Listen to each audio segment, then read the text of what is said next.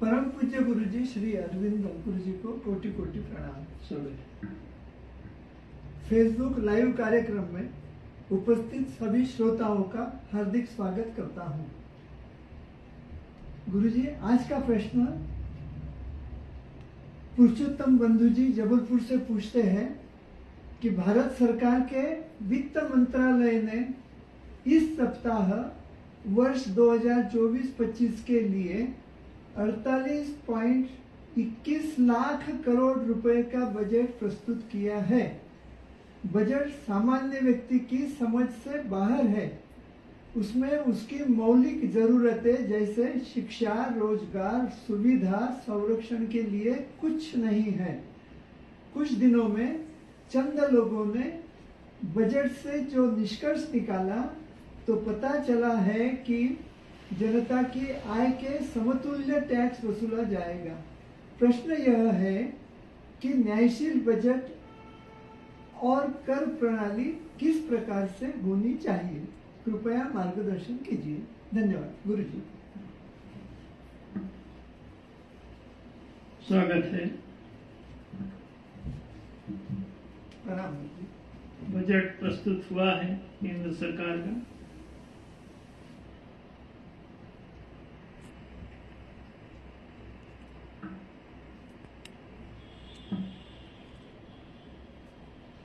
और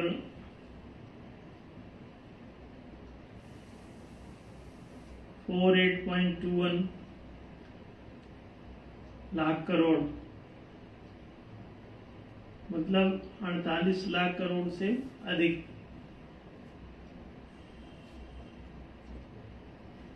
इतना बड़ा बजट है केंद्र सरकार का।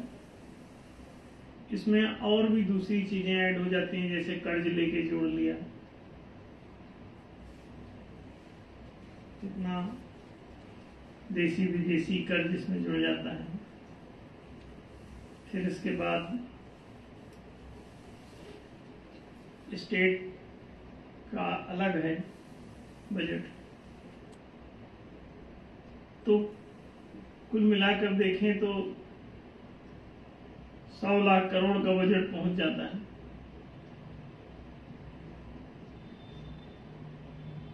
और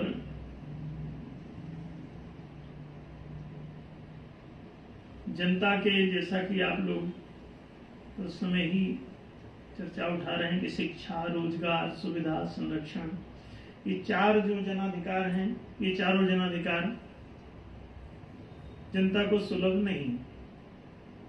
सरकार इन चार चीजों पे ही काम कर सकती है। पांचवा कोई काम सरकार का होता नहीं। चार ही सेवाओं का संचालन सरकार करने के लिए मान्य है, क्योंकि इन चारों जनाधिकारों के द्वारा चारों मानवीय पुरुषार्थ सिद्ध हो जाते हैं। मानव जीवन की सार्थकता जिन बातों से होती है वो ये चार ही हैं: शिक्षा, रोजगार, आवासीय सुविधाएं और संरक्षण, चिकित्सा आदि। तो चार मोटी मोटी बातें मान लें कि जनता को शिक्षा प्रशिक्षण देना, जनता को रोजगार का संसाधन देना, जनता को आवासीय सुविधाएं देना और जनता को चिकित्सा, सुरक्षा आदि सेवाएं सुलभ कराना। इन चार कामों को करने के अतिरिक्त पांचवा कोई भी काम किसी भी राष्ट्र में होता ही नहीं। और अगर सरकार इन चारों कामों को नहीं कर रही है तो इतना बड़ा बजट होता किस लिए है, आज तक कोई भी समझ नहीं पाया।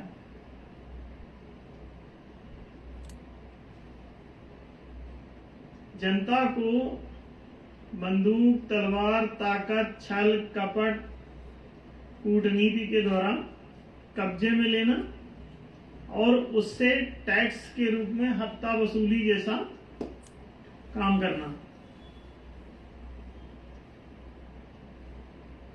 और उसको वसूल करके अपने निहित स्वार्थों के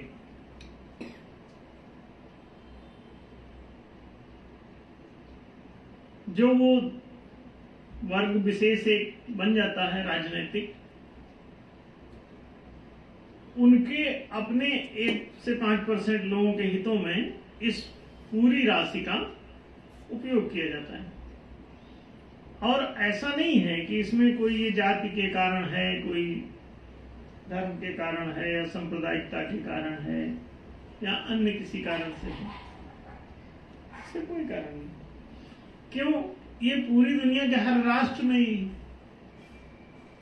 सारी व्यवस्था ही इतनी। मानव समाज के ये 4 ही अधिकार होते हैं। मानवता को जीवित रखने का ये 4 ही उपाय है। पहले उसको शिक्षा दे दो, दूसरे नंबर पर उसको रोजगार चाहिए, और तीसरे नंबर पर आवासीय सुविधाएं, सड़क, पानी, बिजली आदि। कॉलोनाइजेशन, आवासीय बस्ती। चौथे नंबर पर उसको चिकित्सा आदि संरक्षण सेवाएं, चोरों, रोगों, जीवाणुओं, कीटाणुओं, विषाणुओं, जंगली जानवरों से जो उसको खतरा पैदा होता है उसके प्रति संरक्षण। अगर ये संरक्षण आदि चारों सेवाएं जनता को नहीं देनी है तो राजकोष की कोई उपयोगिता नहीं। वो निरर्थक ही आप वसूली करके एक भंडार भरते हैं और चंद आदमी उसे लूट के खा जाते हैं। अच्छा, आप ऐसा मत सोचो कि फ्रांस में कोई अलग व्यवस्था है, जर्मनी में कोई अलग व्यवस्था है, ब्रिटेन में कोई अलग व्यवस्था है, अमेरिका, रूस, चीन, कहीं भी कोई अलग व्यवस्था है। तो ऐसा बिल्कुल नहीं। एक ही ये प्रणाली। इसे जंगल राज कहते हैं। जब आपको समाज का काम ही नहीं करना है तो राज का मतलब ही होता है रक्षति इति राज्यम, न्याय मूलम सुराज्यम। ये सब शास्त्र वचन है। सुराज्य जो है वो न्याय मूलक है और कुराज्य जो है वो अन्याय मूलक है। जब अन्याय होने लगता है तो कुराज उत्पन्न हो जाता है, अथवा कुराज उत्पन्न हो जाए तो अन्याय होने लगता है। न्याय उत्पन्न हो जाए तो सुराज स्थापित हो जाता है, और सुराज स्थापित हो जाए तो न्याय उत्पन्न हो जाता है। ये चाहे जैसा इसे समझें, लेकिन हमेशा ध्यान रखें कि न्याय के अभाव में ही अन्याय होता है। अन्याय की कोई सत्ता नहीं है।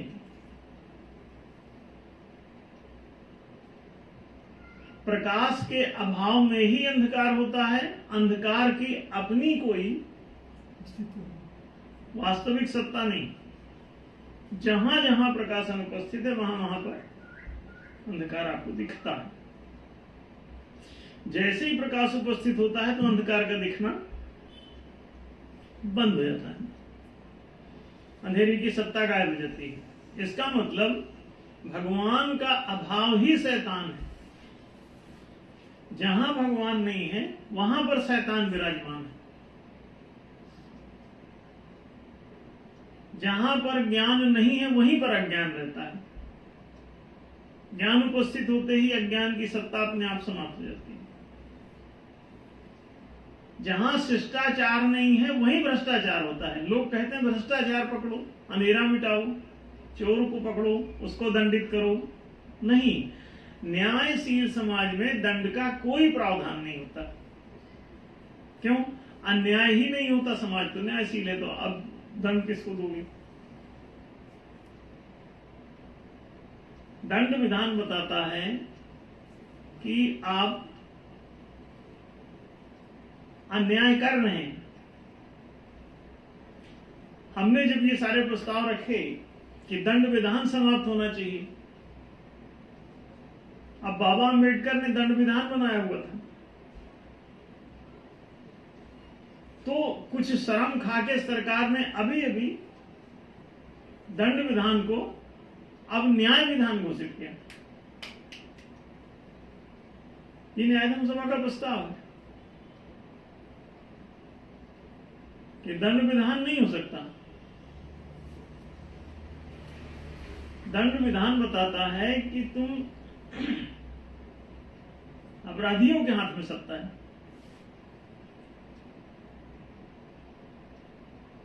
दंड का प्रजा के लिए कोई विधान नहीं होता। आक्रमणकारियों के लिए दंड नीति जो है वो कूटनीति है, और कूटनीति प्रजा के लिए प्रशस्त नहीं है। जो राजा प्रजा के साथ कूटनीति करता है तो राज्य समेत विनाश को प्राप्त होता है। ये बातें नीति शास्त्रों में लिखी हुई हैं।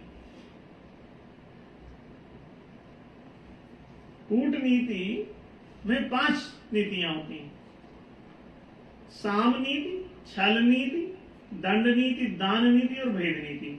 तो ये साम, छल, दंड, दान और भेद की ये पंचकूट नीतियां शत्रु नियंत्रण के लिए हैं। ये शत्रु कौन है? जो राष्ट्र पर हमले करता है। शत्रु हमेशा बाहरी होता है, आंतरिक प्रजा होती है, उसको शत्रु नहीं कहा जाता। अगर किसी कोई प्रजा को आप शत्रु घोषित करना चाहते हैं तो पहले उसकी नागरिकता आपको समाप्त करनी पड़ती है। आप किसी को नागरिक रखते हुए आप उसे ना अपराधी घोषित कर सकते हैं, ना ही उसे आप पकड़ सकते हैं, ना उसको हथकड़ी लगा सकते हैं, ना आप उसे जेल में बंद कर सकते हैं, ना कोई सजा दे सकते हैं। क्यों? प्रजा माने होता है संतान। तो संतान अदंड है, दंडनीय नहीं है।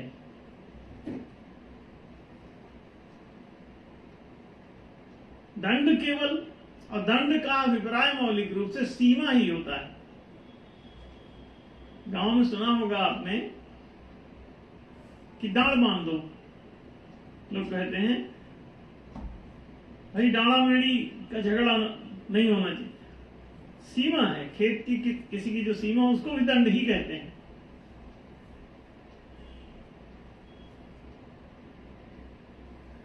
वो जो सीमा रेखा होती है उसको दंड कहते हैं। तो दंड विधान किसके लिए? जो सीमा से उस पार है। सीमा के भीतर दंड विधान लागू ही नहीं होता। तो पहली बार भारत के इतिहास में बाबा के संविधान से छुटकारा हुआ है और उसको दूसरा संविधान दूसरे नाम से आया है। अब वो न्याय विधान के नाम से आया है। तो भारतीय न्याय संहिता उसका नाम दिया गया है। अभी अखबारों में पढ़ा होगा आपने। तो the penal code has been changed into, Indian penal code has been change into, हाँ, अब वो भारतीय न्याय संहिता है। दंड विधान खत्म। तो भारतीय दंड संहिता की जगह भारतीय न्याय संहिता कर दी गई। ये इसे समझने के नामकरण तो कम से कम बदला। एनडीएस के प्रचार प्रसार का प्रभाव देखिए कि वो दंड विधान अब न्याय विधान में बदला है। अब अंदर का मटेरियल भी बदलेगा धीरे धीरे। अगर नाम ही गलत है तो अंदर कैसे बदलोगे?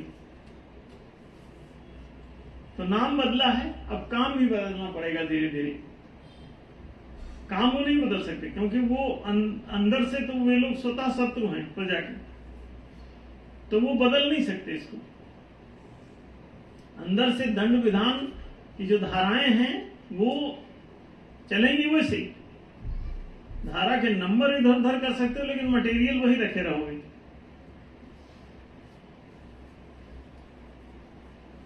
तो समझ लें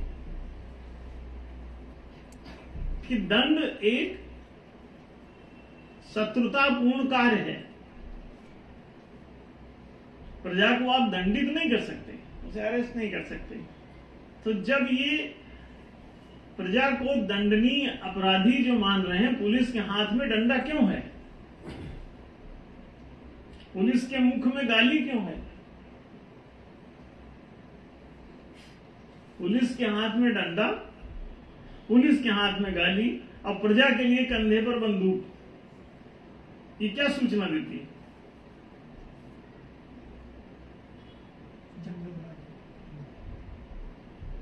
कि आप गुलाम हैं, आपसे डंडे से बात होगी, गाली से बात होगी, अब हो रही है। और सब कोर्ट अंधे हैं। अचरज तो ये है, आज तक एक भी कोर्ट ने किसी को रिमांड पे नहीं लिया कि पुलिस वाले से पूछ सके, कोई एक चिट्ठी इशू कर दे कि आपने गाली क्यों दी किसी को। गाली देना तो अपराध है और खुलेआम अपराध होते हैं, थाने में अपराध होते हैं। गाली का प्रैक्टिस कराया जाता है, ट्रेनिंग होती है, बाकायदा मारने की प्रैक्टिस कराई जाती है, डंडा बजाने की प्रैक्टिस कराई जाती है। आपका कोई अनुशासन नहीं मानता है तो आप उसकी नागरिकता खत्म करिए कि भाई ठीक है, आपको हमारा अगर अनुशासन पसंद नहीं है तो आप अपने ढंग से जियो, आप सीमा रेखा के बाहर रहो, जंगल में रहो। आप उससे उसकी नागरिकता खत्म करने से डर क्यों रहे?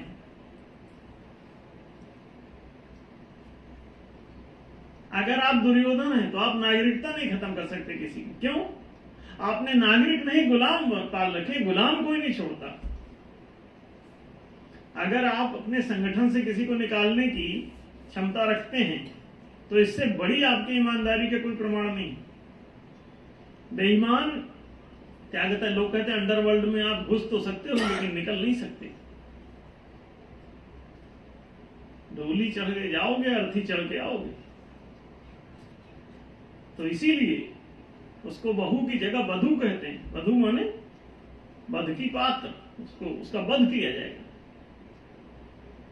अब छापते ना वर वधू को आशीष प्रदान करें, एक वर है एक वधू है, तो वो डोली चढ़ के जाती है लेकिन निकल नहीं सकती, वहां वो वधू है। वध की वेदी पर उसको कत्ल किया जाना है, तो वो तो नामकरण में ही सीधा सीधा है, तब भी आपको अकल नहीं आती। नागरिकता आपकी खत्म करने की हिम्मत नहीं है उनकी। क्यों? गुलाम की नागरिकता। आप किसान गैया से नाराज होके खूंटे से खोल क्यों नहीं देता? बता सकते हो? पाल के रखा है, गलत नहीं है आपको। पाल के रखता तो खोल सकता था, बांध के रखा है। पाल के रखे तो कहां दिक्कत है? जो पाल के रखेगा वो डंडे नहीं बजाएगा, रोज डंडा कूटता है।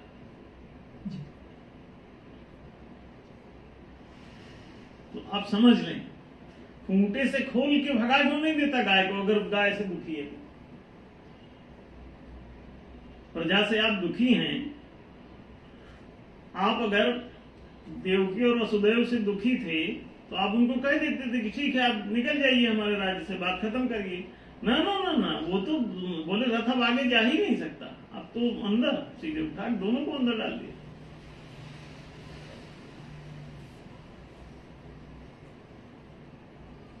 समझिए बात को। तिहाड़ जेल क्यों बनी हुई है? जेल की जरूरत क्या है? अंडमान निकोबार द्वीप समूह में कौन लोग जेल में बंद थे? वीर सावरकर, हाँ? देश को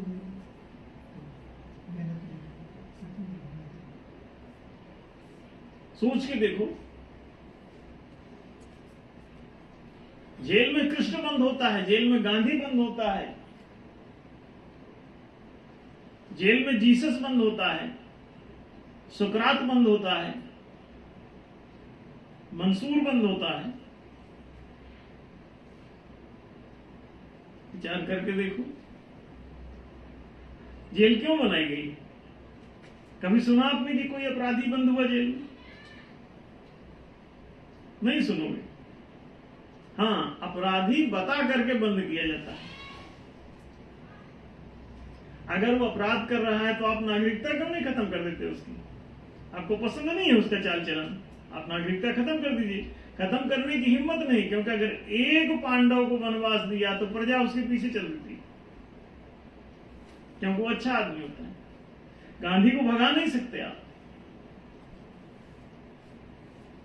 दुर्योधन ने कृष्ण को अरेस्ट किया, सांकलें बनवाई उनके लिए। ये क्यों नहीं कहता कि ठीक है, हमारी आपकी बात नहीं बन रही, आप अपने घर जाइए। वो अरेस्ट करने का इंतजाम क्यों कर रहा है? वो शांति दूत को, वो तो झगड़ा निपटाने आया है, लड़ भी नहीं रहा, तब भी आप कह रहे हैं घोड़े को पकड़ लो, घुड़साल में बांध लो, अरेस्ट करो। अपने सैनिकों को आदेश दिया कि अरेस्ट करो इनको। पढ़िए महाभारत की कथा, उन्हें जेल में ठूसा जाता है और पैदा ही जेल में हुए। देखो जरा कि जो सीधे साधे हैं वो सब जेल काटते हैं, और जो अपराधी हैं वो लुच्चे लफंगे सब बाहर मौज मारते हैं।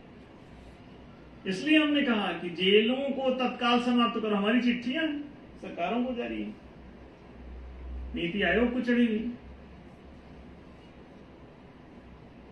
जेलें तत्काल प्रभाव से समाप्त करो, इनको बंद करो, जेल की आवश्यकता नहीं होती। किसी नागरिक को जेल में क्यों बंद कर रहे हो? जमानत की भी क्या जरूरत है? आप आरोप लगाइए ना, अगर आप उसको भेजिए उसको नोटिस कि आपके ऊपर ये आरोप है, और अगर उसने कोई गलत काम किया, आपका बच्चा कोई गलत काम करता है, तो आप जिम्मेदार हैं उसके द्वारा किए गए गलत काम का। भरपाई कीजिए जो हानि हुई जिसकी हुई, सरकारी रिकॉर्ड से भरो उसको, सरकारी कोष से, और पहले उसको अपनी प्रजा खारिज करो, और उसकी जो भी परिसंपत्तियां उससे आप उसकी जो हानि हुई उसकी भरपाई आप वसूल लीजिए। नहीं है उसके पास तो आप जमा करिए। सरकार होने के नाते उसके आप माता पिता हैं। झूठे राष्ट्रपति राष्ट्रपिता ऐसे बने रहोगे। आपके पत्नी बच्चे अगर किसी को कोई क्षति पहुंचा देते हैं तो आप भरपाई करिए ना।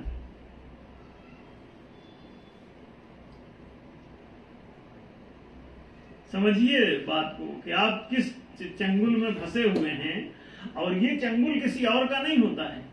जो तुमसे ही ज्यादा ताकतवर तुम्हारे मोहल्ले में, तुम्हारे घर में, तुम्हारे पड़ोस में, तुम्हारे समाज में, तुम्हारे देश में जो तुमसे ज्यादा ताकतवर कोई दुष्ट व्यक्ति है, वो तुमको गुलाम बना लेता है। वो पूरा राजकोष हथिया लेता है। राजकोष क्या है? तुमने जो आय कमाया, अब ये प्रश्न में उठाया है कि जितनी आय है लगभग उतना टैक्स है। प्रजा की जितनी आय है उतना टैक्स है। अब प्रजा सर्वाइवल के लिए जाहिर है कि 80 करोड़ आदमियों को सरकार खुद कह रही है कि 5-5 किलो राशन देती है।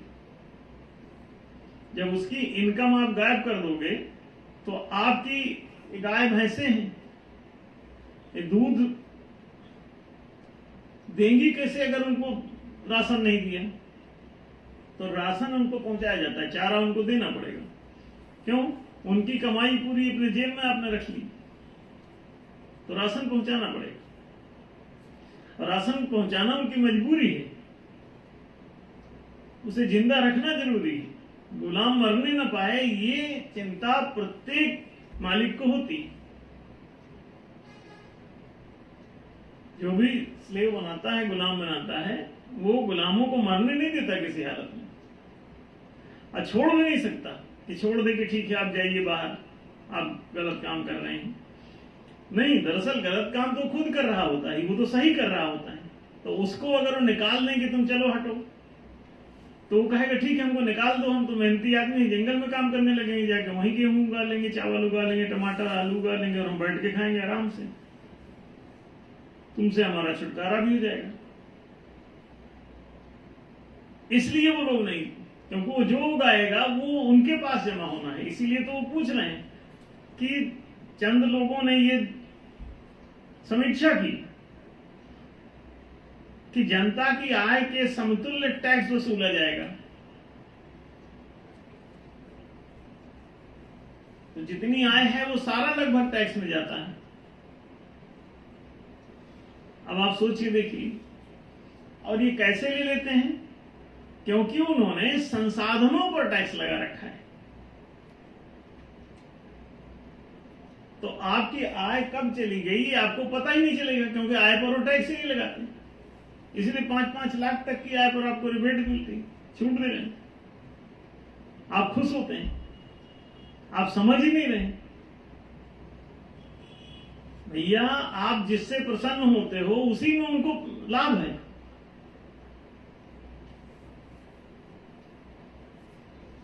जिस चीज पर आपको छूट देते हैं ना, वो छूट नहीं, वो आपको लूटने के लिए छूट देते हैं, आपको पता ना चलने पाए।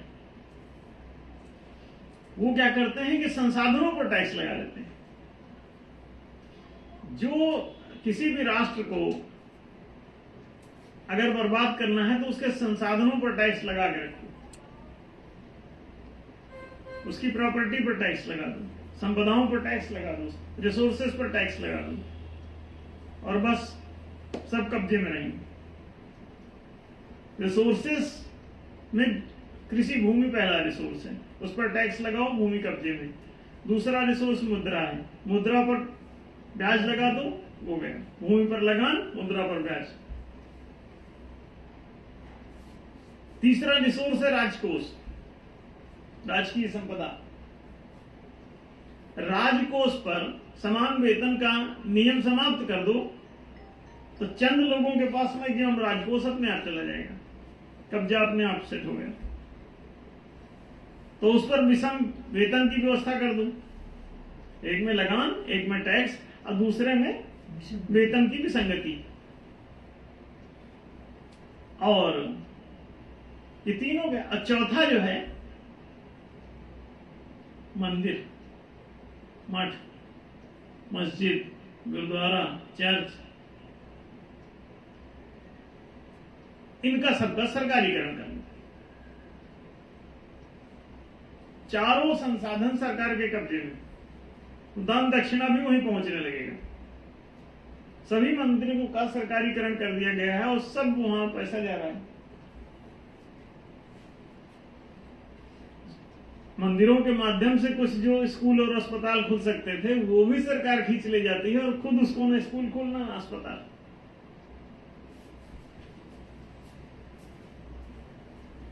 प्रत्येक ग्राम पंचायत में 25 साल तक पढ़ाई की व्यवस्था होनी चाहिए। नहीं, प्रत्येक ग्राम पंचायत में रोजगार के लिए वहां पर मौद्रिक तरलीकरण सुलभ कराने के लिए आरबीआई की शाखा होनी चाहिए। नहीं है, खोले नहीं जाता। तरलीकरण से रिसोर्स उत्पन्न होता है।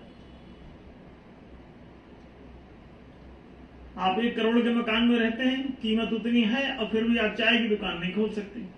क्यों? उसके लिए जो 5,000 रुपए चाहिए वो उसमें जाम है। तरलीकरण करके कोई देगा तब जाके आप 5,000 रुपए मिलेंगे, तब आप चाय का अड्डा खोलेंगे। रिसोर्स वो क्या करते हैं? मुद्रा पर ब्याज लगा देते हैं। अब वो रिसोर्स फंस गया, अब वो ब्याज उनके कब्जे में जाएगा। लगान लगा दिया भूमि पर, सीधे आप फसल हो ना हो पैसा जमा करो।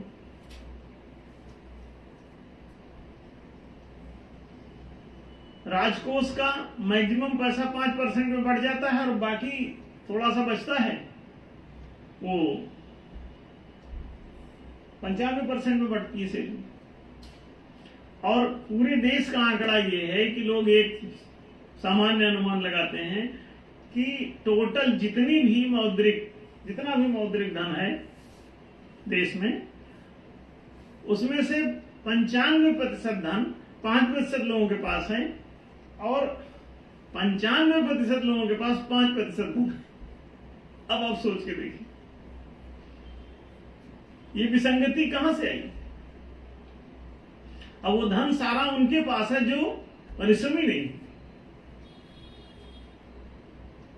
जो परिश्रम करता है वो कंगाल है, जो परिश्रम बिल्कुल नहीं करता वो बिल्कुल मालामाल है। और परिश्रम के बिना 1 रुपए का सिक्का नहीं तैयार होता। इसे श्रम पत्र ही कहते हैं मौद्रिक धन को। तो ये टैक्सेशन की प्रणाली चूंकि संसाधनों पर लगी हुई है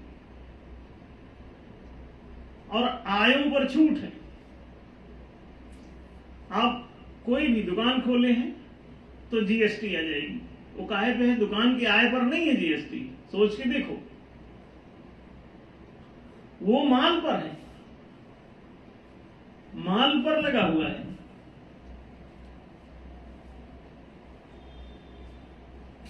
वहां जो भी है, जो प्रॉपर्टी के रूप में बन जाता है ना, उसी पर टैक्स लगता है।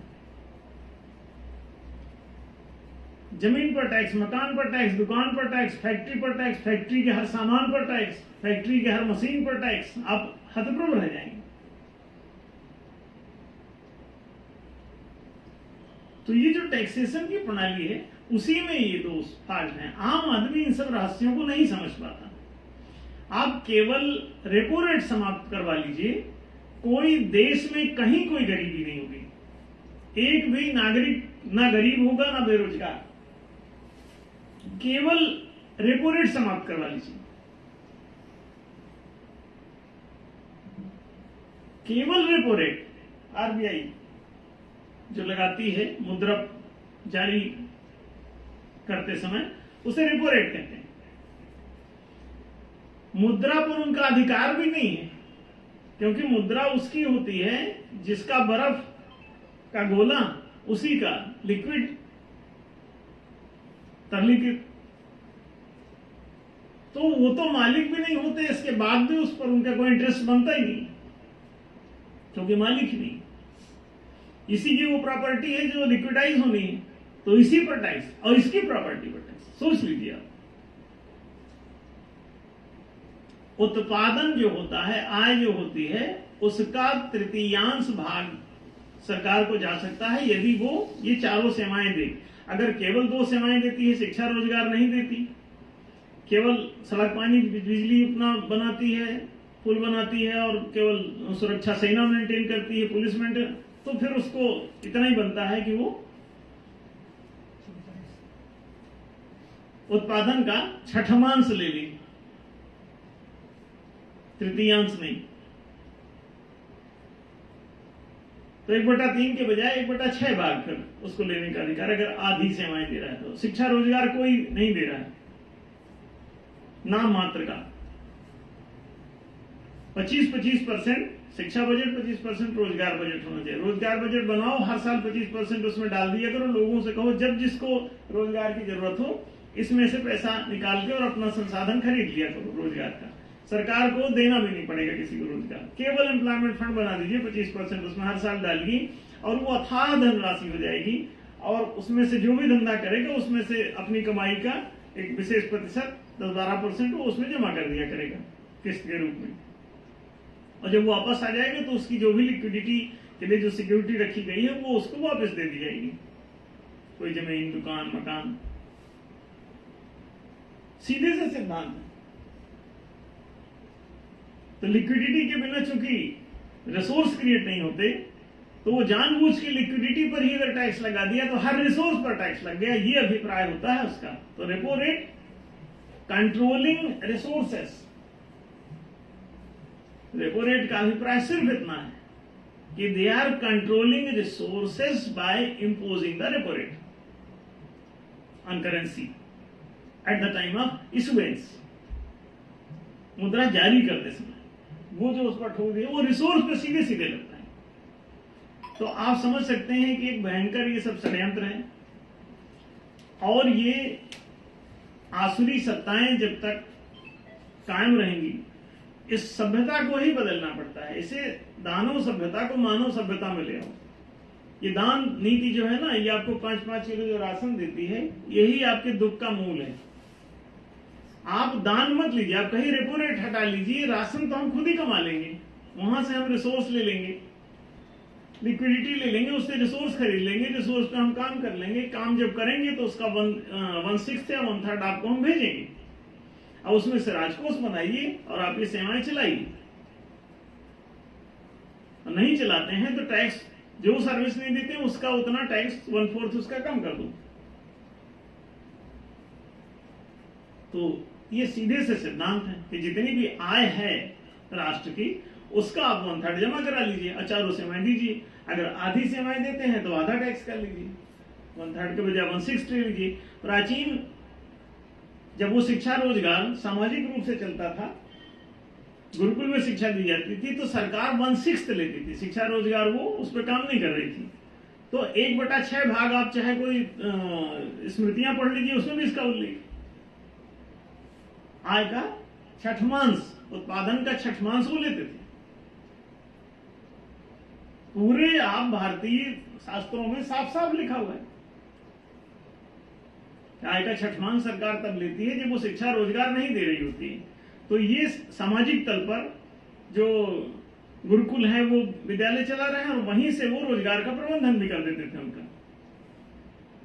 क्योंकि संपत्तियों का वितरण का सिद्धांत था, तो रोजगार अपने आप ही सेटल हो जाता था। किसानों को कृषि भूमि, परियों को वाणिज्यिक पूंजी, सब रखने के अधिकार थे। तो जब ये सैद्धांतिक रूप से प्रतिष्ठित रहता है तो कोई समस्या ही नहीं रहती। और अगर इसको आप वापस लाना चाहते हैं तो ये टैक्सेशन पॉलिसी ही बदलनी पड़ेगी, तो उससे ये जो राजकोष का उटपटांग गलत निर्माण होता है और इसका दुरुपयोग होता है वो सब बंद हो जाएगा। आपको अपनी उत्पादन मतलब संसाधन के बजाय उत्पादन पर टैक्सेशन की प्रणाली अपनानी पड़ेगी और रेपो रेट समाप्त करके संसाधनों को रिलीज करना पड़ेगा और चारों जनाधिकार की व्यवस्था करनी पड़ेगी। ये थोड़े से ये समाधान है, अब इसे आप समझ सकते हैं। शायद बात स्पष्ट हुई हो डॉक्टर सर? जी बहुत बहुत धन्यवाद गुरु जी। बहुत ही स्पष्ट शब्दों में आपने हमें बता दिया है कि सरकार जो टैक्सेशन ले रही है सब गलत है और जो चारों जनाधिकार सरकार ने देने चाहिए वो सरकार अपना फर्ज निभा नहीं रही है। आपने यह भी बताया कि उत्पादन पर जो भी टैक्स रहेगा उस टैक्स में सबके लिए न्याय की स्थापना होगी। धन्यवाद गुरु जी। सबके लिए होमवर्क है, ये जरूर सुनिए, सब्सक्राइब कीजिए और अपने ग्रुप पे भेजिए ताकि सब लोगों को क्या चल रहा है इसका पता चले और सही रास्ते से न्याय स्थापना करने में अपना सहभाग देवे। धन्यवाद।